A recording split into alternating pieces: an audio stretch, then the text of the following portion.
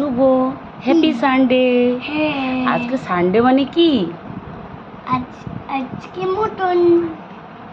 Sunday মানে ফান্ডে। ফান্ডে। এখানে মটন আছে মা আমার আজকে। জন্য বলো। মা আমার জন্য সানডে স্পেশাল বানিয়েছে। এদিকে আসো। কি হয়েছে? সানডে স্পেশাল বানিয়েছে।